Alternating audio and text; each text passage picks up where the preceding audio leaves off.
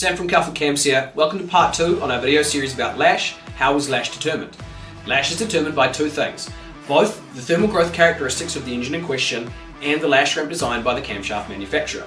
A cam lobe should have a lash ramp that is tall enough to allow an appropriate amount of lash to be set, but not so tall as that there is an excessive amount of lash which allows valve train parts to bounce around.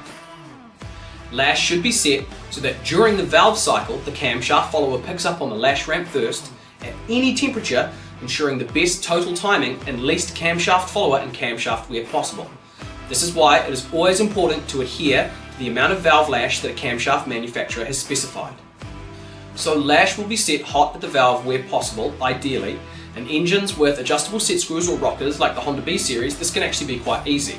In direct acting, aka bucket lifters, they must be set cold using a bucket and shim or by adjusting the valve tip height. The cam manufacturer will have taken all this into account and will have specified the lash setting accordingly.